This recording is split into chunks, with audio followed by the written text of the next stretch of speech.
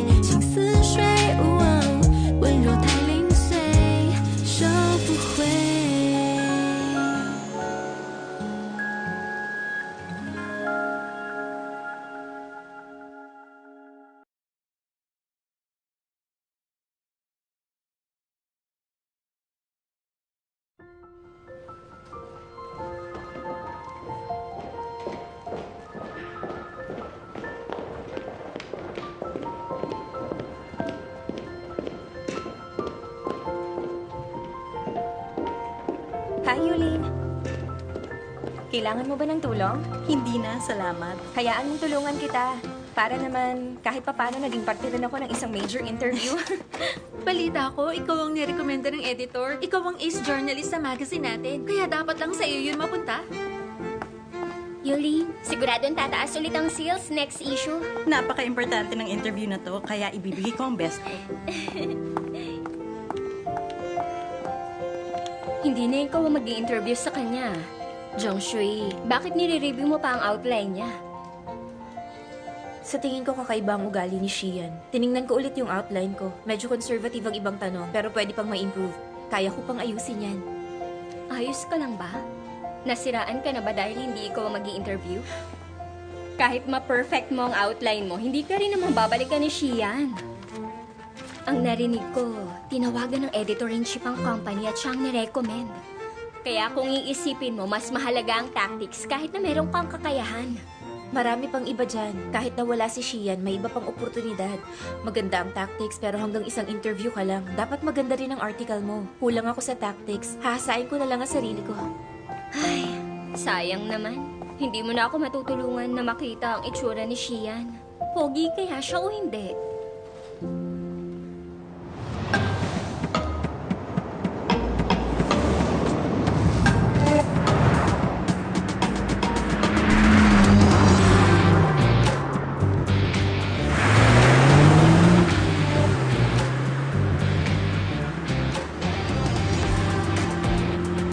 Mr. Shi, nakaschedule ang interview mo mamayang 7 p.m. Pupunta sa office si Shu Yuling para sa interview mo. Hindi naman si Miss Shu ang pinili kong interviewer. Siya po ang nirecommend ng editor-in-chief ng magazine. May malawak daw po siyang karanasan at saka may kalidad ang pagsusulat niya. Kung Q&A lang ang interview, hindi na ako kailangan. Ipadala mo na lang ang mga sagot ko. Ang interview dapat may totoong pag-uusap at diskusyon. Mas gusto ko ang interview outline ni Miss Chang. Pasensya na, Mr. Shi. Hayaan niyong ayusin ko to.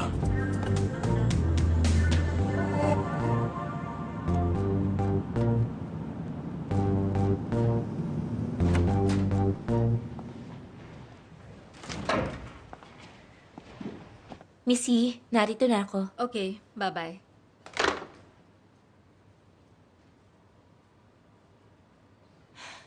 Huwag na kayong mag-abala. Alam ko, okay lang. Anong alam mo? Alam kong gusto niyo akong makausap tungkol kay Shian. Naiintindihan ko. Mas maraming experience si Yuling. Kaya lang, may kaunting sama ng loob pa rin. Kailangan ko pang i-improve ang interview outline ko. Kaya walang dapat pang hinayangan. Babawi na lang ako sa susunod. Ang ganda ng suot mo ngayon. Birthday ng boyfriend ko. Gusto kong magmukhang maganda sa kanya.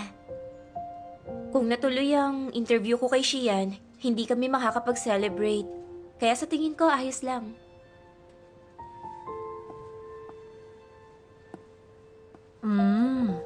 Ganun ba? Bakit, Missy? Tumawag ang staff ng Yunchuang para sa interview mamaya. Ang gusto ni Shian, ikaw ang gumawa. Kaya nga lang, magsa-celebrate pa kayo ng boyfriend mo. Hindi ka pwede, tama? Ako ang gusto ni Shian? Oo, ikaw ang pinili niya. Mamayang gabi. Okay lang sa'yo, hindi ba? Oo, syempre, okay lang. Sure ka? Oo. Okay. Mamayang 7 p.m. Kakausapin ka ng assistant ni Shian para sa mga detalye. Okay, maghahanda na ako. Sandali lang. Paano naman ang boyfriend mo? Taon-taon naman siyang nagbe-birthday. Bihira ang chance na ma-interview si Shian. Tatapusin ko na lang agad ang interview para makahabol pa kami. Ikaw talaga, Jiang Shui. Mr. Shi, naayos ko ng details ng interview mo. Gusto nyo bang gawin nyo sa main conference room? Darating ang representative ng Lian sa meeting, di ba? Pinareserve ng Department 1 ang main conference pero kinancel nila. Na-reschedule to sa umaga kasamang representatives ng Liing at Lian. Parehong sa umaga. Opo, base sa system, personal tong inayos ni Mr. Fang.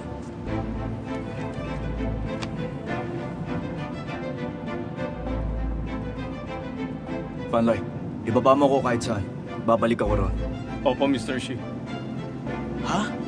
Paano naman si Miss Jean? Sunduin mo siya. Bumalik kayo sa mansyon. Opo.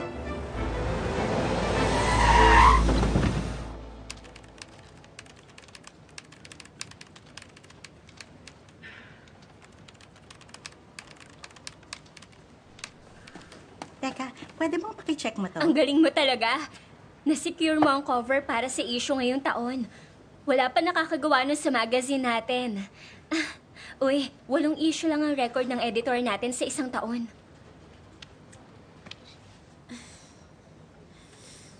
Uy, kape na naman. Ano ka ba? Ito ang inumin mo. Salamat sa pag-check ng Tingin mo, bakit kaya bigla nagpalit ng interview journalist ang Yun Chuang? Marunong lang kumilatis ang boss nila. Shishiyan? Mukhang tama ang sinabi mo tungkol sa kanya. Kung hindi, hindi niya gagawing successful ang Mingyon Yun Chuang sa loob ng ilang taon. Pero alam mo, medyo kakaiba talaga siya. Teka, alam mo nung may problema ang Mingyu Group? Iniwan niya ang kumpanya ng pamilya niya at gumawa na lang siya ng sarili niya. Ano kayang iniisip niya? Alam mo ba kung gaano katindi ang mga chismis sa kanya? Yung iba, ang tawag sa kanya runaway prince. At saka, isa siyang duwag at makasarili. Meron ding issue. Sa girlfriend niyang artista, si Baylin. Sabi nila iniwan daw siya agad. Pero sa tingin ko, mukhang malakas ang loob niya. Sa kabila ng mga pagdududa, pinili niya pa rin ang landas na yon. Kailangan matatag ka.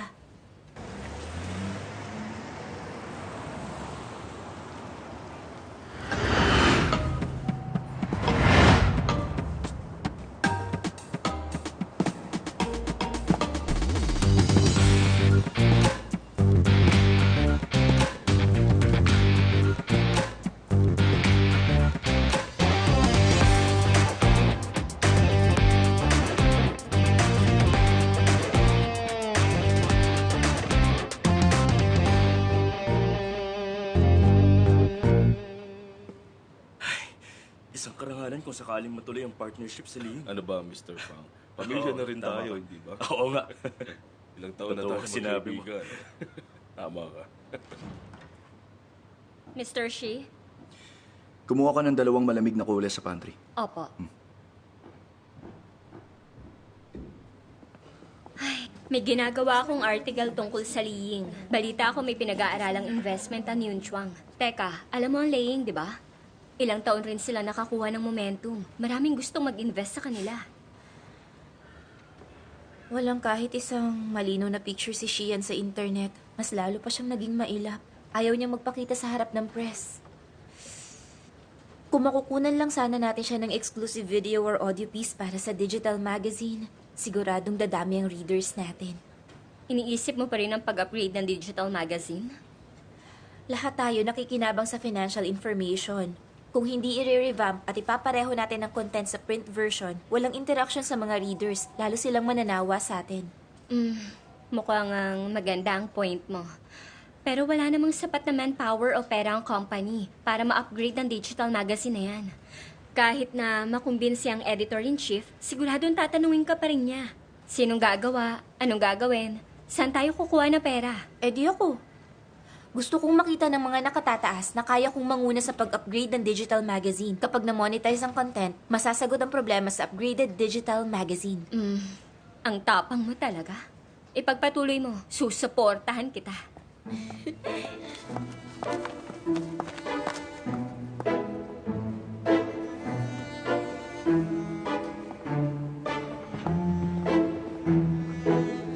Dumalaw ka naman ng madalas sa... Sige. Ay, Mr. Shi. Mr. Shi. Malamig yan.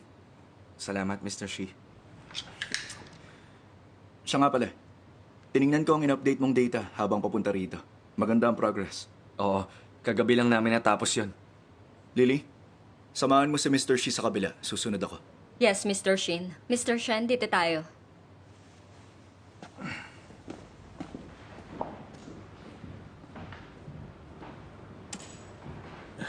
Mr. Shi. Mr. Shian, kung may request kayo, huwag kayong mahihiya. Huwag kang mag-alala. Mahaba naman ang pinagsamahan namin ni Mingyu. Sa nakalipas na 2 taon, meron din kaming business deal sa papa mo. Siyempre, dahil sa mga pangyayari ng panahon yun, talagang gusto rin namin makatulong. Kaya naniniwala ako, magiging maganda ang pagsasama natin sa pagkakataong ito.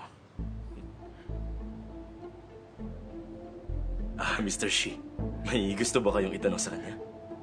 Salamat. Na-review ko na ang tungkol sa sitwasyon ng Liying. Pero mas interesado ako sa kung ano ang future direction ng kumpanya niyo. Ang kumpanya namin ay kabilang sa mga nangunguna sa industriya ngayon. Tungkol naman sa Lian Technology, isa sila sa mga supplier namin dati. Wala itong kinalaman sa posisyon. Base na rin sa impormasyon nyo, kung ang pinakalayunin ng kumpanya nyo ay maglingkod sa mas malawak na publiko, nangangailangan ito ng karagdagang advancement sa technology. Sa ngayon, wala pa akong nakikitang solusyon. Mr. Shi, ganito kasi. Ang Liying ay isang matatag na kumpanya. Ang pag-i-invest sa kanila ang makakatulong sa atin na makapasok sa industriya. Isa pa, magandang relasyon ng Liying at Mingyu. Kumbaga, magkasama sa hirap at ginhawa. Tama yun. Naiintindihan ko. Malaki ang respeto ni Papa sa Liying. Pero pa man, business is business. Kapag namumuhunan ka, pinibili mo ang future value. Kung gusto nyo makipag-collaborate, magpakita kayo ng plano para ma-enhance ang core technology nyo. Isa pa, isa kaming investment company at hindi isang charity. Alam nyo yan, hindi ba? Maraming salamat sa pagpunta nyo.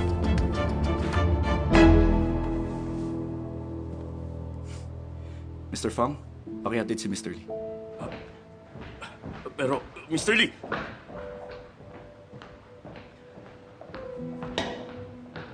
Mr. Lee!